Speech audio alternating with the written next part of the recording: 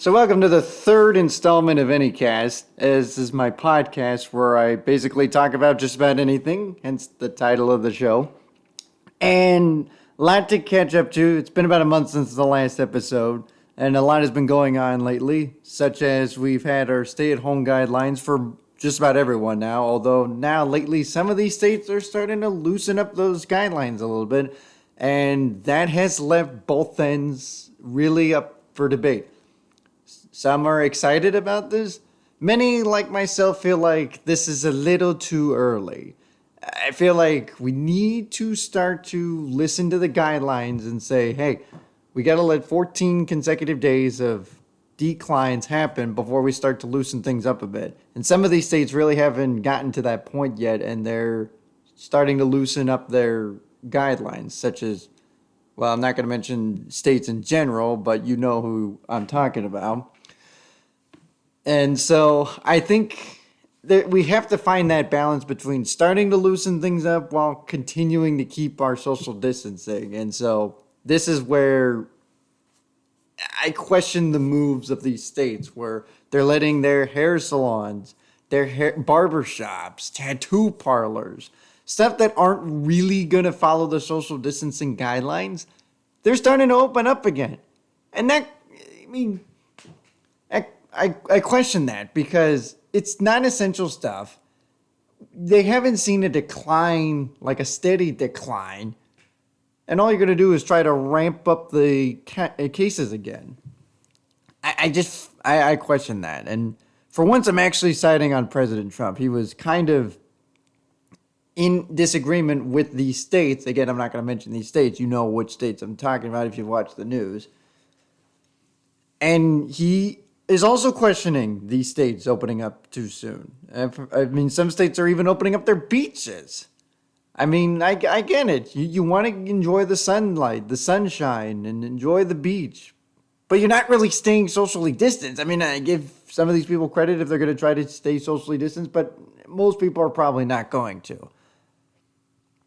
There has to be a point where we have to follow the guidelines. I know it's impatient for some of us. Believe me, I'm as anxious as any of you that are wanting to get back to some form of normalcy. But even I know that we have to take it one step at a time and be patient. It's a slow and gradual return that we need to have. And we need to make sure to keep the case count down. And until we get a vaccine, this is our best weapon against the coronavirus. We have to continue to stay socially distanced. We have to continue to stay at home for as long as we can. Obviously, the one exception is like if you need to go grocery shopping because we need to get food, obviously. We can't survive without food. So that's an exception. But otherwise, just stay at home. And besides, there's plenty that you can do at home. Most people are still working. I know a lot of you are without jobs and got laid off. And so I feel for you. I really do. And I hope that you're able to find another job. But most of us are able to stay at home and work from home. And I know it's a little bit different than what we're used to having, but at least we still have some kind of normalcy there. And we've got our TVs, we've got entertainment, we've got, if you're with family, you still have your families. So we still have a lot to enjoy while it's not completely what we're used to having. It's the sacrifices we're making in order to make sure that we help lower the case count. And I think that's going to be our best weapon. But that's all I'm going to talk about. We're going to switch to more positive notes. And I know that a lot of you are watching The Last Dance. The first two installments came into fruition. And so that happened last week. The next two installments are tonight. And I think it's really interesting that they're able to get all those cameras, those shots, in order for us to see the Bulls from their perspective. A unique perspective that we've not seen before. And it's really cool because it tells us how the decline really happened. Obviously, if you don't follow the Bulls as much, this is going to get you into not just the Bulls, but what the NBA really was like. And I was one of those that was too young because I grew up in the 90s. I was born in the 90s, grew up in the 90s, so I was too young to know about the Bulls Dynasty at the time. And I didn't really get into basketball until we were living in Maryland, and Michael Jordan had come out of his second retirement at the time to join the Wizards. And that was the first team that I kind of rooted for because of Michael Jordan. And I even had a Michael Jordan Wizard jersey. Don't have it anymore, but that's how I kind of got into basketball. And what he and the Bulls did was absolutely unbelievable, and it's really, really tough for anyone to duplicate that nowadays because of all the parody that's been going on. But if you're a diehard Bulls fan, then obviously, without even watching the documentation, you kind of know what's going on. It's about how the Bulls' demise happened, but there was friction between Phil Jackson, the team, and the ownership, and there was conflicting sides of, we need to start the rebuilding process, and they weren't being respected as much, whereas the players are like, well, hey, wait a minute. Why don't we just see this through until our dynasty is no more, and then we can break it off? And I think it's a crime, really, that the Bulls broke up, because I felt like they could have won another title or two at the turn of the century and with that core. And I feel like until you can defend no more, you should not break up a team and basically start from scratch. A team should be able to defend their title until they can defend it no more, and then you can start the rebuilding process and go your separate ways. And the way the Bulls dynasty ended really was a tragedy, because I would have been excited to see how they would have done at the start of the new millennium and at the new century. And for those who like Sarah Spain and Cassidy Hubbard's work, they host this pre-dance and post-dance, which you can watch on Facebook, and it's on the ESPN page, before and after the episodes unveil. And I think you couldn't have asked for a better two co-hosts, because they were born, they live and die Chicago sports. If you want to talk anything Chicago sports, they are awesome to talk to. And they do a really good job of hosting the pre and post dance in order to discuss the Bulls dynasty and what happened, and they give their perspective on the episodes when they finish up. So if you want to talk to anybody about sports, these two are awesome to talk, especially if it's about Chicago sports. And that's not the only thing that's been going on in the sports world. We just had the draft this weekend, and this was an unusual draft, and that's saying it lightly, because of the fact that we've had the coronavirus impacting all our sports. And the NFL, again, with the advantage of them being the last professional sport to get going, they get going in the fall. They can kind of still do their offseason almost up to script. That includes the draft, which was supposed to be at the Raiders' new stadium in Vegas. And unfortunately, because of what's unfolded, it didn't happen in Vegas because they wanted to keep the social distancing. But thanks to technology, we had the first virtual draft, and there were a lot of people that watched. In fact, they had record-shattering viewerships as far as seeing the draft. And I watched all 3 days coverage, and for what it's worth, Trey Wingo, all the guys at ESPN, the NFL Network, Commissioner Goodell, they deserve a lot of credit for what they did to get this pulled together and to run it as smoothly as they did for the 3 days. I never really noticed a glitch or any technical issues over the course of the 3 days, and that is remarkable considering what had happened. And obviously, they did a little trial beforehand earlier in the week just to get the bugs and fixes taken care of so we wouldn't have this mess come draft night. So as far as draft grades go with that, I think the coverage of the draft itself gets an A++. And I mentioned that in my Twitter to Roger Goodell. And I think it's cool that he embraced the traditions. He embraced the fans booing him. And he embraced the fact that he was able to keep the draft going and make it as fun as possible. So, and what was really cool is you get to see the general managers, the owners, the coaches, their war rooms. You get to see from their perspective and all the emotion that happens. You get to see their kids, their dogs, their families, even the players who I give them credit for allowing ESPN and NFL Network to show them live in order to get their reaction of them being drafted. And even if they don't get drafted, you still get to see their emotion and their perspective. And I give kudos to them for doing that. And so I think the draft as a whole was awesome to watch. To me, it felt like just about any other draft. I mean, it went as smoothly as possible. You had some questionable draft moves. You had some teams that did really, really well. From a unique perspective, though, different than any other year. And so I'd like to talk about some of the teams and what they drafted. Obviously, with the Bengals, you knew they were going to go after Joe Burrow, and so they did.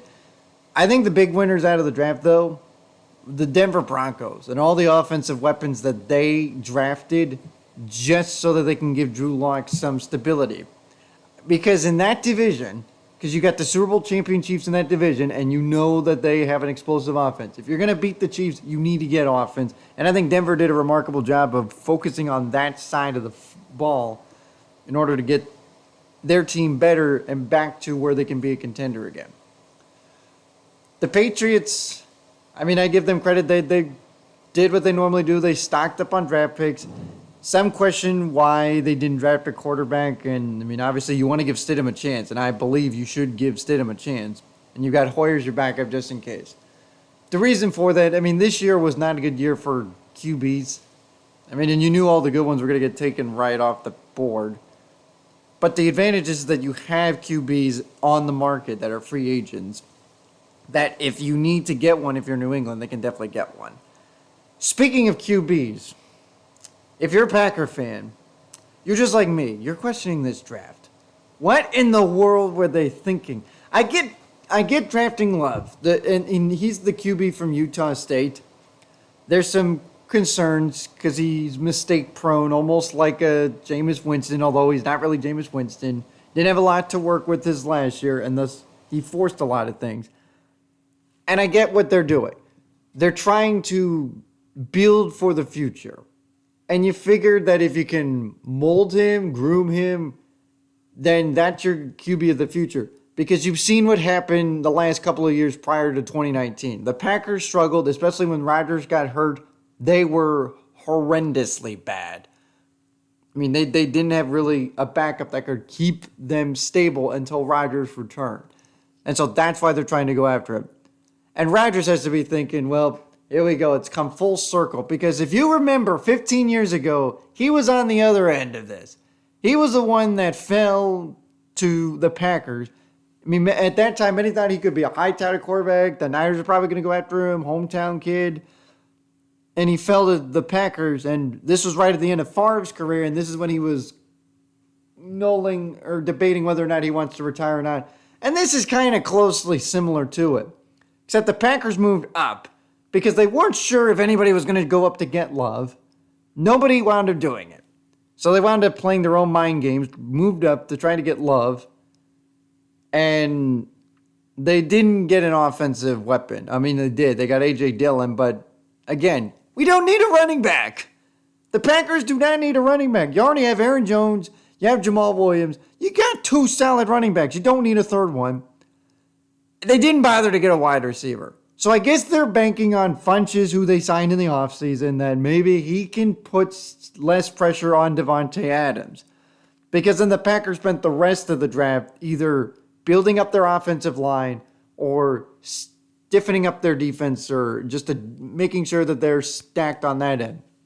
And they never got an offensive weaponry that can help Rodgers out. If I'm Rodgers, I'm probably not too thrilled because the Packers were one win away from getting to the Super Bowl.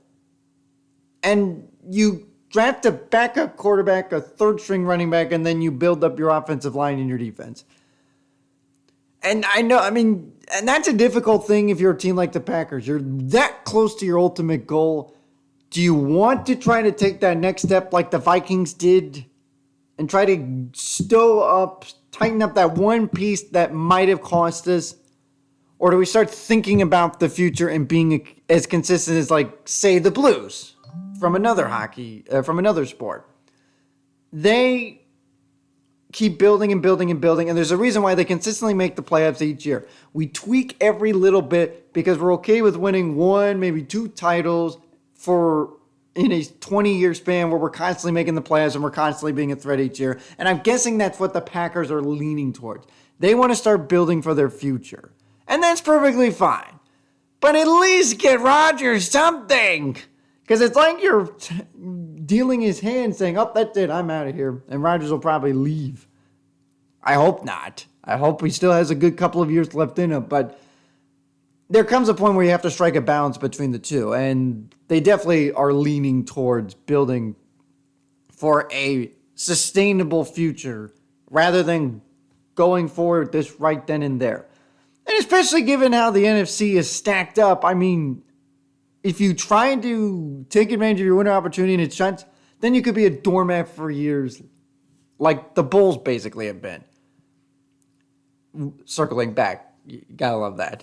And you've noticed that the Bulls haven't been relevant for the last 2 decades since the dynasty crumbled.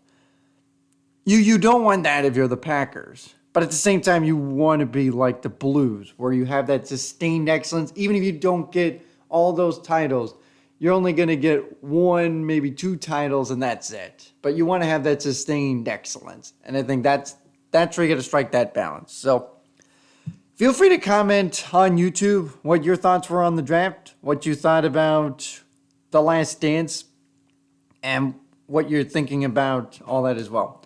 Before I go on this episode, I want to give a shout out to the NASCAR because they're doing a heck of a job with this iRace, and today they're doing Talladega, and Byron has been on a tear lately in the number 24 car. And you hope that he can sustain that excellence when we get back to real racing. But I think what's ultimately exciting, my favorite driver, and the reason why I got into NASCAR, is another 24. Jeff Gordon is making his return. So if you get a chance, check him out. Not sure if he's going to be able to duplicate his on-the-track success with iRacing, because iRacing can sometimes be a completely different story, even though it's the closest thing to actual racing. It's going to be cool to see Jeff Gordon running at Talladega again, and I think that's going to be exciting to watch. But I think it's cool that NASCAR is able to do this, and this is the one advantage with iRacing, because they're built to simulate with NASCAR. So even if you don't go the path of say the short track cars, the dirt track racing, up to the Xfinity level, the Truck Series, up to the NASCAR Cup Series level, the sprint car is what I was referring to. If you don't go that path, this gives you another path to get into NASCAR. And what William Byron's story, if you never got to see him on Race Hub with Lindsey Zarniak, and you're not really a diehard Byron fan, this is basically how he got into NASCAR. He started with iRacing. He worked his way, got the attention of Hendrick, who, by the way, his team is by far awesome. The best that you can have to have this sustained excellence. And that's how he got his call up to essentially replace Jeff Gordon in the 24. Now, I know Chase Elliott drove the 24 for a couple of years before he moved on to the 9, because that was a number he started with in his NASCAR career. That's his dad's car number. He wants to be known for that number. And so Byron took over the 24 after that. And for what it's worth, he's done a decent job, but man, is he a professional when it comes to the iRacing. If you get a chance, you need to watch William Byron. He is a young superstar and a bright future for the sport. And I applaud Lindsey Zarniak. If you haven't watched Race Hub, they've been doing where Lindsey Zarniak has a portion of the show where he interviews these drivers who are sharing what they're dealing with in light of what's been going on, because they're dealing with the same stuff that we are, because we're all one team. And it's awesome to get their experience and share some time. And if you get a chance, and if you want to make an impact on coronavirus, there's a lot of ways you can do about it. One of which is if you go to cnn.com/impact, you can find several ways to make an impact there.